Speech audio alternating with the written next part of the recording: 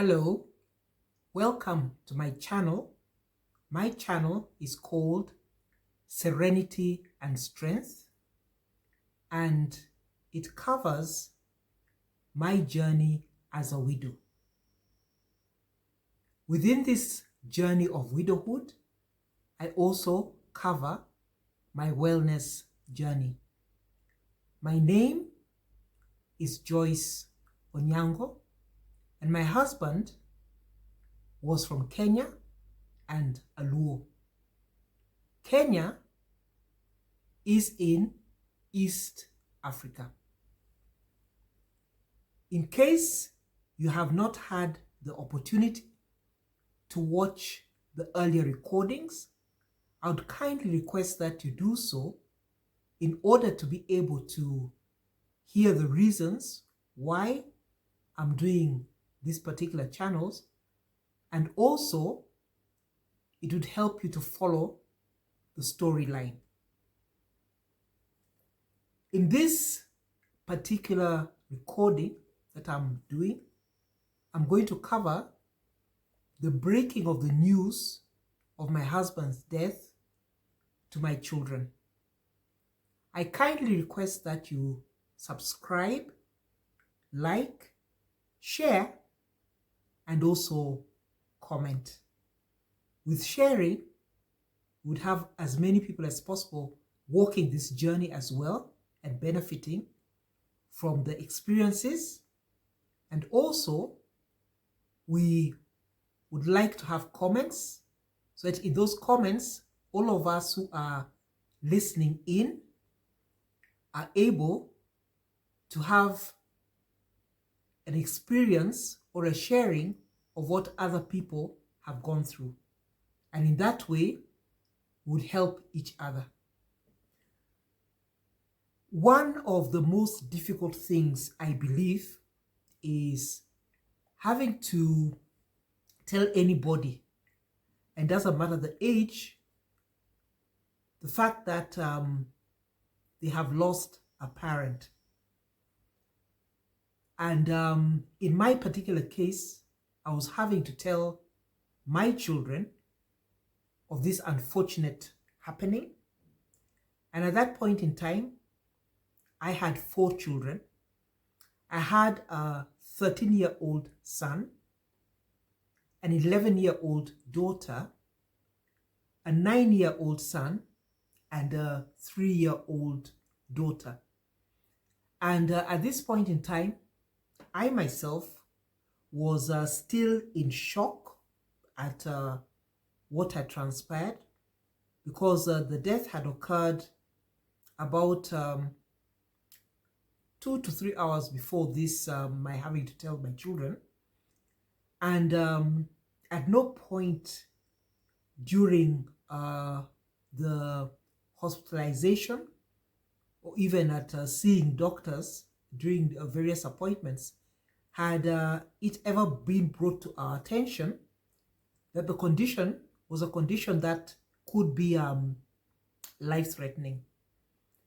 So because of that, none of us had actually been prepared for this eventuality. It was just my sixth sense that kept on telling me that something was going to go terribly wrong. Unfortunately, also as fate would have it, I also didn't have time to prepare to tell my children. I had to do it by instinct.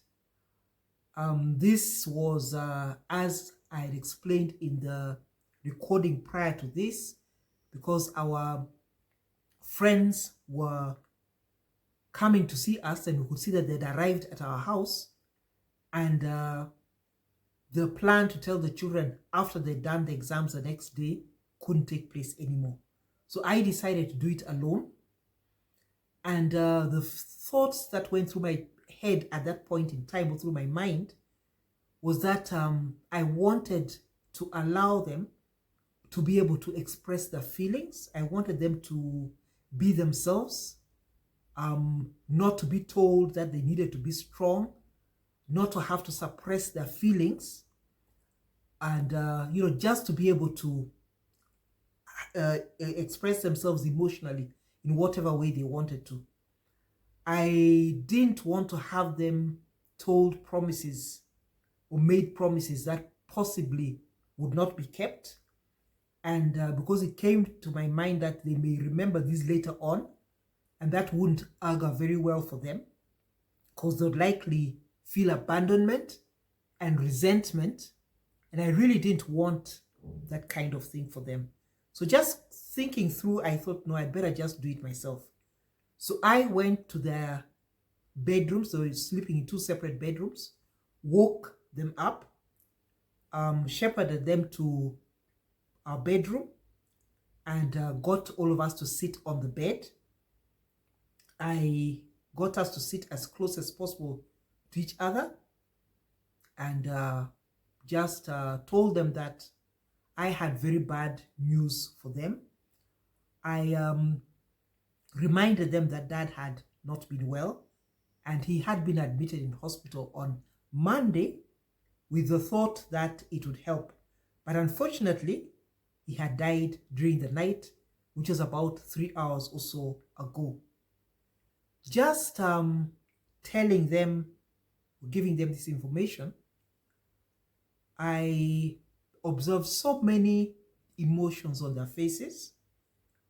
You would see shock, confusion, fear, sorrow, pain, hopelessness, even anger.